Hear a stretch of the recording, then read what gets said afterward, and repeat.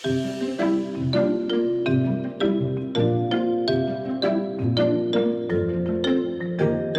welcome to Transform Gov, where we share real-life stories about how data and technology are changing the way our public services are designed, delivered and experienced.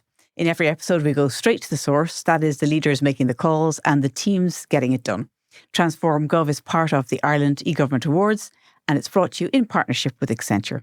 And just a quick note before we start and talk to our fantastic guests, for updates on the Ireland eGovernment Awards and also the Leadership Summit, which takes place on the morning of the awards, you need to find that information fast because they've just gone live. So we're selling tickets now. It'll be on the 24th of September, and where you can find all the information about our speakers and the ceremony itself, go to digitalgovawards.com. So that's digitalgovawards.com. So I'm Maeve Kneafsey, and today we're joined by Paul Rooney, Head of Process, Service Design and Change, and Roshan, I'm going to say this right, Wijesinghe, did I say it right? That's right, yeah. Okay, good. Project Manager from the Department of Justice, Home Affairs and Migration. They are talking about Bridging Cultures, which is a multilingual resource for immigration service users. The project was actually a winner of an Ireland eGovernment Awards in 2025. It's talking really about something that's the heart of government, which also is one of the biggest challenges, and that's really high volume, high pressure public services for people from absolutely every country in the world and millions of languages. I'm exaggerating, obviously it's not millions of languages, but multiple languages, a lot of languages. And also trying to find ways to help staff manage all of that with kind of a fragmented help desk situation that was there before. So Paul and Roshan, you're very welcome to Transform Gov. Thank you very much. Thank you. So look, we'll kick off. I'm going to ask you both, and feel free to jump in on top of each other. But what problem were you trying to solve? Because I suppose that's where it always starts, isn't it? There's a business problem in the first place. Yeah, look, I mean, the department, we've gone over, I suppose, several modernisations over the last couple of years. Immigration services delivery is one of those particular areas in 2021 where I suppose we identified through the volume of queries that's coming into the organisation, how we support our customers, how we give reliable information back to them. And at the time, we had several help desks that were supporting typical email in terms of support. I suppose over time, what we realise is that the volume of requests and the complexity of the requests is very challenging for the staff and the operations team to support them going forward. So the ultimate goal was to digitise and make that process more self-service to our customers. And, for example, our customers who are, not just from a European perspective, but they're global customers who use our services. So that was initially the business problem, was to digitise and improve the customer experience. But more importantly as well is to support the operations team internally to provide an improved public service. Yeah, and I suppose the challenge that people may forget, and I hope they remember from earlier a conversation with your colleagues in the department, is how the volume of inquiries have just gone through the roof. And therefore even more pressure. But then there isn't an endless pot of money to try and solve the problem, right?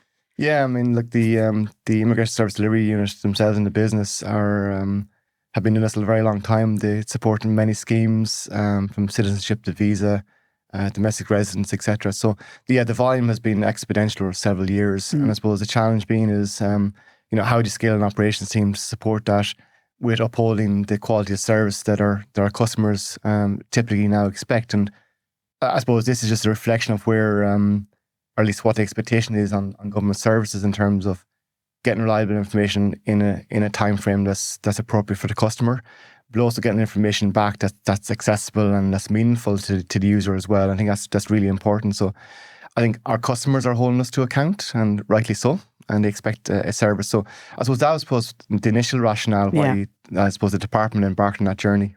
And I suppose the thing is that we, as customers and users, our expectations are really high, so on both sides. And so this was kind of dealing with both sides, the user and also the team in the background, because they want to be able to do things more quickly as well, right? Yeah, and look from just experience, and not just in our, in the department, just from other projects I worked on, the internal customer or internal staff is an integral part of operations, and we do obviously try to promote accessibility and improving the digitalization of our external audience, but more importantly, we put a lot of focus on making the work practices internally as sufficient as possible. And I think that's a key aspect of this project where, it wasn't just a technology-led program or project. It was very much working with the business in terms of understanding the business problem and business challenges. And that's really interesting, because that is not necessarily the first place people start, is In fact, when we spoke, I realised this is not a technology-led project, really. Sure, it's not. It's a business problem-led solution. So how did you, what were you trying to solve in a little bit more specific ways? Like, was it legacy systems? Was it just the pure volume?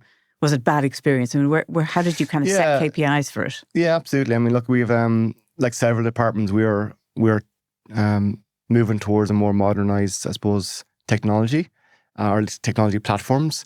Underneath all technology, we have obviously data, which supports workflows and decision making and applications. So there is a trajectory of where we need to plan for in terms of data migration, and that's continuing within the department and other departments. I suppose specifically we wanted to improve how we process applications from the start to the end. I suppose how we give meaningful feedback to the applicant throughout the process so they actually know where they are. Yeah, because that is a real problem. I think I read in your application for the awards that, I don't know, it's a huge percentage of queries are about where is my application. So the visibility of that must have been really key. Yeah, absolutely. And so sometimes, in your applications, you can put in those flags in your data to highlight exactly where, I suppose, you are in an application. I suppose the challenge being is where you work with maybe 7 or 8, maybe 10 legacy applications. Yeah. You're trying to put in flags that are a bit more challenging to put into old data sources. But however, the ultimate goal was to give more immediate feedback to the user. And you're absolutely right. One of the significant queries around what's the status of the application, which in terms of where we are now in terms of modern technology, I think it's quite a simple task to solve for. Yeah. But I suppose the challenge isn't just, in using modern, we use older kind of technologies in terms of data. In a real world, if we start from scratch, it'd be a lot easier, right? But that's not the way it is. And what I found really interesting in the application and our conversation before this interview was that there were certain things that were really important to you, and where you started was really about a service design, rather than a solution. And you also really worked hard on your persona. So I think maybe just to explain that, why did you start there, and what was your kind of, I suppose, your strategic thinking on it? Yeah, I suppose if you take back outside the project, outside the program, the deeper in the government have a strong opinion on delivering better public service through the use of service design. So in other words, putting the human in the center of decisions and design process. So it's not necessarily the solution to be developed, it's more about the problem to be solved. And I think the service design principles, like we have 10 principles that government have developed over the last couple of years, and they have actually moved on out to actually guidelines. But the principles are in terms of really understanding the user and having the user's voice represented in the designs and the development of the support or the application itself. So part of that, in order to do all that, you really have to, I suppose, dig a little bit deeper in terms of really trying to understand your audience. And there's a principle under service design which is called persona building, where you're simply developing a fictional character to try to represent what a typical user might be in that cohort. So we would have built several typical personas as part of the development process. And that's what allows us to really kind of get under skin of what a user might experience. And there's personas for external users, and then there's personas for internal staff, which I suppose together are representative of what an audience might be like who would be actually using the service itself. Look, I think that it's really interesting to talk about the personas because there's a certain way of going about them. And I know you've got your own background, you've got a lot of experience with that. But first, I have to take a very quick break. We want to pause for a message from our partners, Accenture. Through the power of cloud, data and AI, Accenture is helping the public sector by blending human ingenuity, technology and a delivery-focused culture to turn their ambitions into action. Be ready for any challenge by adopting a continuous reinvention mindset to deliver human-centric services that adapt and grow with your needs. Contact the team at Accenture to find out more. So in terms of personas, what was your approach? I mean, on a practical level, it's always really useful to learn from your experience. And I think, Paul, your own background is you were doing this in the private sector as well, were you, before you came to the department? Yeah, like I've spent several years in the private sector. My initial background is kind of product engineering, product design. So like HCI, human-computer interaction was a big thing back in the 1990s and early 2000s. And now we've moved on to kind of service design, which is more about understanding the service and not just heuristics of how people use the system. So yeah, I've a background in that. I suppose the principles are quite simple in terms of did interviews in terms of who particular audiences would be and try to identify user groups to represent those audiences. And from them we're able to build, I suppose, characteristics. For example, lots of our services now have to be adhering to lots of service principles in terms of accessibility and good guidelines, particularly when you're developing public-facing services. So we'd have built a really strong persona in terms of understanding what you might work in, any digital literacy challenges, any computer literacy challenges, your background, your native languages potentially, and also the demographics, for example. Maybe people come from Ireland, from the UK, or even from European versus non-European countries as well. So I think when you have all them together, you start really to kind of build a picture of what are the underlying technologies or supports that we need to build into the overall system to make that person's experience as accessible and as easy as possible. I suppose on a very simple level, you could say, look, based just alone on one dynamic, which is age group, how people like to communicate is different, right? So chat, might be WhatsApp, somebody else might like chat bots, somebody else would never use that, it's email. I'm on the phone. I mean, that's the way it is. But you when you were doing your research and working on the personas, I know that you talked about there's a lot of cultural, I suppose, expectations really from different parts of the world. So tell us about some of those that you discovered. Yeah, and that's a very interesting point. I mean, one of the like when we did these research workshops, and typically these are workshops where you get people into a room and the real people, right? You're going to be using the service, sticky notes and all that kind of good stuff. But typically, like for example, people maybe from an Ireland European perspective, data and data privacy was really important in terms of where does my personal data reside, how is it protected. If you're uploading personal documents, are they secure, and that type of what's controls around it. Where people maybe outside the jurisdiction of the EU weren't necessarily so, it wasn't the most important thing, for example, around GDPR. So there were things like that you kind of, okay, maybe we need to highlight in our visual communication and our documentation, the importance of how we protect data, and then also visualize that to other users as well. So were there any little surprises that came to you as part of this? I mean, obviously, how people like to communicate changes depending on who they are, but also, I suppose language, it can be really very different, even though we're all speaking the same language, but the meaning of the words and how we use words is very different as well. It's not just translating, is it? It's much more nuanced than that. Yeah, absolutely. So the business team would have spent a lot of time in terms of, I suppose, narrating the tone of voice across the consistency of our materials. And what we found is, PDFs are very valuable and so are Word documents, but visualizing that and putting it into an image. In other words, the picture contained 1,000 words was really important as well. So there was cohorts who really found that the visualization in terms of imagery really made the scenario come to life. Yeah. So some people, maybe a demographic, just wanted to read material to really understand the details of the process. So we accommodate that in the overall design process where, it's a mixed media approach in terms of we've used, for example, we use PDFs, Word documents, also visual imagery to get across either a concept or a scenario or something they need to do in terms of support and help. Yeah. And in terms of, what would you say the difference is between translating content and localizing for public service? What do you think the main differences are? Because I think this is really valuable to people who are dealing with lots of different audiences. Yeah, so there are 14 languages currently translated on the website, and with that, they're all the nuances. I think translating is the part of where you bring the content and make that content available in another language. I think localizing it and in the principle of service design is, how do you actually bring that content to life so the user actually understands it? Okay. And I think that's where we probably spend a lot of our time in trying to understand that is this content meaningful? Because even though we made the process as simple as possible in terms of the user interface and the icons and the imagery on the site, there's still an element of support material that you have to develop, especially if you're doing applications that involve uploading documentations and things like that. So we tried as much as possible to use localization to bring that journey to life. So, for example, signposting, where you might call out particular areas of the application through a signpost or like a strong visual image to show the user that you're actually at that part of the process. Also subtly try to give options where users throughout the process or that piece of the process can click on a link and get additional information without going back to the very start. Yeah. So there's things like that you try to make the process of the user experience as seamless as possible, but there's definitely junctures where they need to branch off and get support. And I think that's the value of trying to use service design with localization as opposed to just translating content, for example. Okay. So some people just are going to get stuck, or maybe iconography doesn't make sense to them.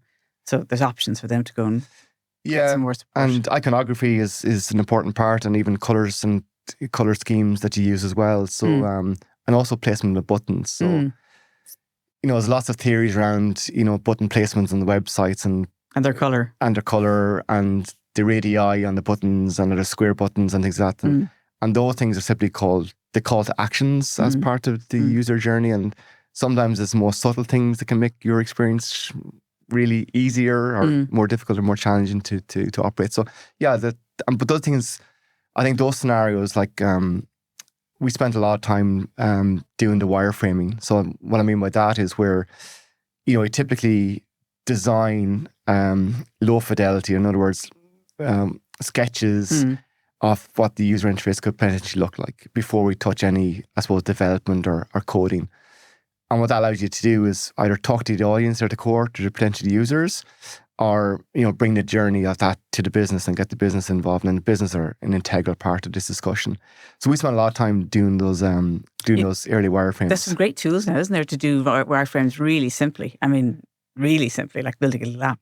Yeah, like without any back-end technology or integration. It just shows what it's going to look like. Yeah, absolutely. And like we have a service design team, but also we have a very strong civil service team as well, who are part of a service design team. And we use tools like Miro. Yeah. We use tools like Figma. Yeah, I've used those all over COVID. They were my babies, my friends. Yeah. And actually nowadays I've only realised the team now are currently looking at, they've introduced, some of these products have introduced AI into them, and we're evaluating the use of that as well. So yeah, it's definitely made things a little bit more simpler, but still the principles are still very important of service design, of course. But yeah, you're absolutely right. Yeah, it helps to know enormously. I suppose that one of the things when we were talking earlier, both of you were saying a big part of this was change management. And, I suppose when I hear change management, I automatically think you bring in experts, but actually you've built that know-how internally. Do you think that was very helpful in terms of using the techniques to help change management work? Yeah, like I mentioned before, like the department is on a trajectory of a very progressive trajectory in terms of the services and the areas and the agencies we support. And 2 years ago, we decided that we definitely need some level of change management to support all the programs of work and projects, big and small, in the department. So we'd set out the task of developing our own change management framework, albeit a bit more challenging than, I suppose, adopting an off-the-shelf solution. There are many out there. We did it for several reasons. We wanted it to be unique to the department, but also we wanted it to fit within how we do our work. And what I mean by that is that sometimes when we talk about frameworks and model, and sometimes technologists can sometimes over elaborate and rely too much on them and get overcomplicated, especially in real world scenarios. So we wanted to really have a simplified version of what a change management process could look like. And that's something that was achievable and manageable within the department. So again, this has been very much a big part of that. And I suppose other programs of work and this program of work has been very much a good litmus test. But one of the key learnings, I suppose, is that, the change was delivered within conjunction with the business. So the business owned the change aspect. Yeah. So we built change management champions. And we've had several really strong change champions from the business supporting it. And I think that's one of the key things for us is that it's not just an IT consultancy or IT coming in talking about change management. It's owned by the business, which meant that when the business users themselves talked and, the challenges of the day and how we're going to get this project across the line in 12 months of time frame, they built that level of continuity and trust. And then what we just supplied them was the advisory and I suppose some of the artifacts or materials to just help them, support them along that journey. Yeah. So I definitely have learned a lot over the last couple of particularly in this program work, the importance of bringing that change and having that change embedded in the team itself, in the business team, is really important. I suppose you have so many stakeholders, Roshan, don't you? And you're the project manager. You're trying to, I don't know how you did it, pull all those strands together because you've got the business side of things, you've got ICT technology, then you've got, I presume, governance, then you've got legal. What were the most challenging things, or what techniques did you put into place to try and bring that all together? Absolutely, this was quite a challenging project, but the main part is bringing everyone together and achieving a common goal, and setting up the governance and agreeing the project management methodology was the key. In the department we have our own methodology, but at the same time, partner was bringing some valuable methodologies as well, and so agreeing them and we marrying together and finding the right methodology. It's a hybrid methodology. And then, there's always going to be a gap between business and IT teams because we work with multidisciplinary teams. And I think bringing them together and make them understand that we are going towards one goal. And that was the key challenge. And the timeline or the go-live date was non-negotiable. So why was it non-negotiable? What was it, 12 months or something? It was 12 months. Yeah. And there's still, when we agreed the governance structure, we still had to go through a strong analysis and discovery and analysis phase, which took some time, but which was quite an important phase in any project. And after that sets the foundation for the delivery phase. And that's where we agreed the project scope. And ensuring that, we don't agree to things that we can't deliver. And that in the project management world, you call it scope creep. So ensuring that doesn't happen. The killer. And but at the same time, sometimes, we manage the project from the delivery stage up until the end through agile methodology, which means you actually welcome some of the changes by the business. And we ran 2 weeks sprints. And at the end of each cycle, the development team showed what they've delivered to the business. And even throughout that 2 weeks sprint, the business was very much involved. Yeah. But that sort of, bringing everyone together and if there were any changes to be done, and we agreed the changes and moved to the next sprint. But I think overall, if what we mainly done was making sure everyone understands their role when we set a deliverable or a task or an activity, and you put a name against it, and then we put a timeline against it, making sure they understand what they're taking on. And if there are any challenges, we would support them throughout. And those were the key challenges. But in the end, it worked out well because of that awareness. And again, aligning project management with change management, as Paul mentioned before, that was a key part as well. Yeah, and I suppose you reduce some of the risk as well if you're early on iterating designs without actually building anything. People can see what it actually looks like, what it feels like. And it gives you that space, I'm guessing, does it, to bring in people from outside who are going to be the users? Yeah, risk management and internal. Absolutely. Risk management is one of the key factors in several IT projects, especially ones that are spending public money.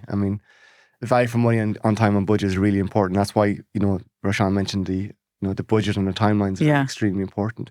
But to be effective in that area, risk management and having a governance structure is really important. And the department, we have a PMO office, a program management office that is managed by program managers, and project managers sit under that. And it's a dedicated capability. It's actually a capability within the department. So that supports many of our programs and our projects, which means that when you take on something like this piece of work, we don't have to start with defining governance principles and risk management and risk processes. They're in place. Yeah. I think that's a sign of maturity when you go through maturity, that there are these things, capabilities in organizations that can support you. However, it's not always the case, but in this scenario, thankfully, it is, So it helps. Why was the 12-month deadline so specific, by the way? Were you trying to dovetail with another project? Or? Yeah, we've a multi-year piece of strategic initiatives that we have to deliver on. This is part one of several other phases. Okay. This work continues over years 2, 3, and potentially year 4. So there are other teams working on this as part of the next phase. So in order to let phase 2 start appropriately, this phase had to be delivered on time as well. And you told me earlier when we were speaking before we went on air that you took an approach of having an MVP. So I think it was really interesting to hear why. You tend to associate them with much more agile environments and possibly startups, but you felt it was really key to have an MVP. Yeah, I suppose I come from a philosophy or an opinion of is to allow the program piece of work for the business to realise the benefits as soon as possible. So, sorry, just in case I'm using acronyms that people don't know, it says minimum viable product. Minimum viable product, okay, sorry, carry on. It's used a lot in software engineering and obviously project delivery. But the key principle was to allow the business to realise the benefits as quickly as possible, which means that, having multi-year pieces of work are of strategic importance, but you have to be delivering that incremental change so the business can see the opportunities and how this work has improved their work or their operations, and obviously the customers see the benefits as well. So the MVP is an approach that we've adopted. It allows us to realise a program work that can be initiated or delivered within a time frame. It doesn't mean that we can deliver all bells and whistles, exactly all the bells and whistles. However, it's not necessarily saying that those bells and whistles will never get delivered. strategically, what you typically do is map out a journey of, I suppose, initiatives over a time frame of maybe 2 to 3 years, where the prioritization of where the quick wins are, or at least where we realize the potential quick wins are, can be essentially delivered as part of the MVP. Mm-hmm. So what that means then for the business is that we spend 12 months delivering a solution, and then after 12 months that their day-to-day operations somewhat hopefully have been simplified by the introduction of a service or a process or technology in this case. Okay, and of course you win people's confidence then. So in terms of your partners, I think you work with Microsoft Dynamics, is that right? Mm-hmm. And that's got some AI automation built into it, I'm guessing. So what parts of the AI are you using to help with the service? Yeah, and like as you mentioned, like there are several, I suppose, solutions in the market. Dynamics is one of them. What we know is, I suppose, of late over the last couple of years, that many of these solutions just come with AI built into it. So you go to market through a procurement process and now AI, and the development, I suppose, roadmap for Microsoft and other companies are inherently building AI more and more into their models for loads of different reasons. So in terms of Dynamics, they're off the shelf in areas of AI that's embedded. For example, if a service agent has multiple queries from a customer, that query now those multiple queries can be essentially summarized quite quickly. So it doesn't necessarily mean that AI is making any decisions. It doesn't support any decision makings within the process.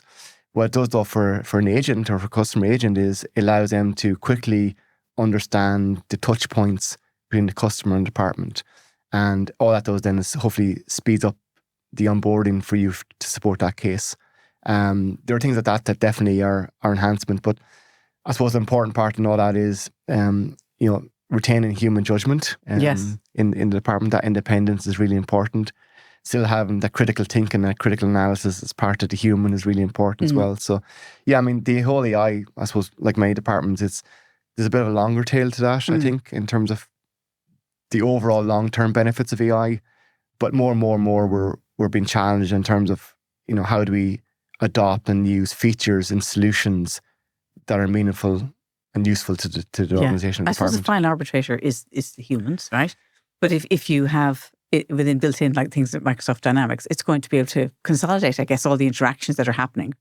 So both the user and the service provider, are on the same page, I'm guessing, fairly quickly. Yeah. So, but you're not allowing them to make decisions, right? Yeah, absolutely. Yeah. And I think that's there's definitely value, like, especially when if you've a high throughput. In other words, if the volumetrics are quite large for particular support centres or contact teams or support teams, and those team members have to support multiple interactions with users or customers, and those interactions be quite lengthy in terms of documents or emails or customer support notes. It does take a lot of time for a customer agent to onboard himself to that case. So there are things that's the summarization of AI, I think, can be quite useful. Yeah.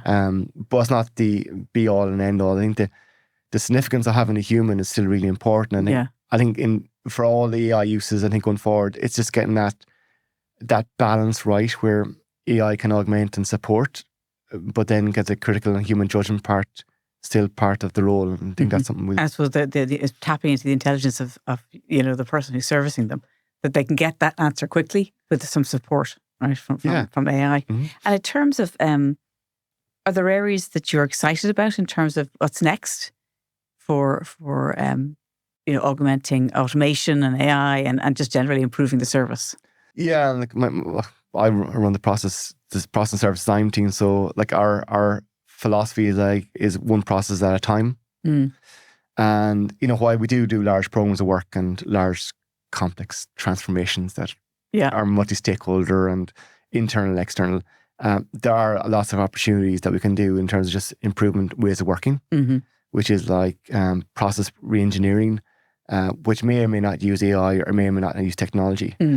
I think that's, definitely one of the learnings for me is that, to transform and how organizations and departments modernize themselves, it doesn't have to be a big bang, multi-million euro investment in technology programs of work.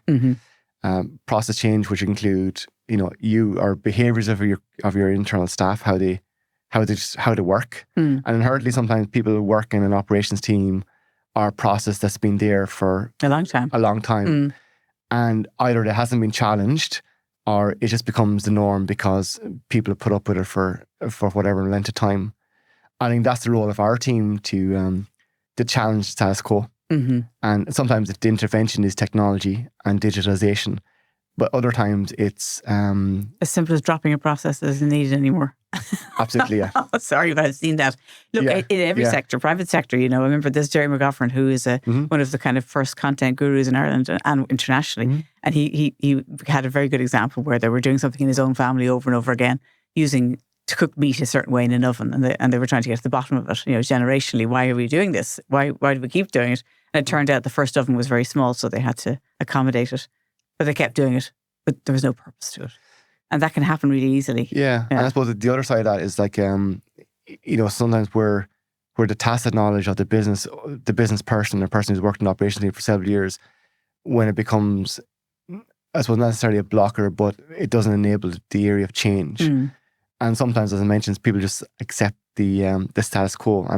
And that's the role of ourselves to challenge. And I think, and what we've found so far, at least in this piece of work, is that by bringing the business on this level of experimentation, ideation, socializing the idea of service design principles, whiteboarding, it brings a sense of ownership. And I suppose that sense of ownership now, when they go into their work and are in a different area, they're kind of saying to themselves, well, why are we doing it this way? Because over here, we've done it in a slightly more modern or more easier way.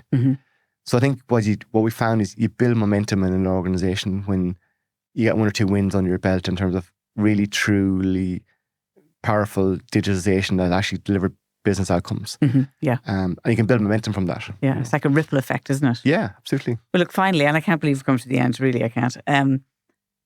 For both of you, for CIOs, digital leaders, public service managers, all the people who listen to our podcast or watch our podcast, what would you have your takeaways of, look, I learned that from this process, or I definitely wouldn't do it that way?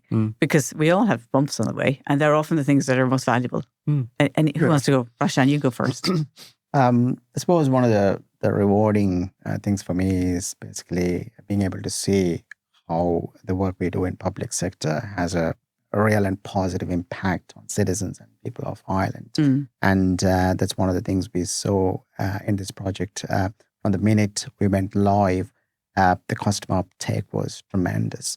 And how that actually helped people and how it changes their lives and the way they work and live in this country is absolutely a significant factor.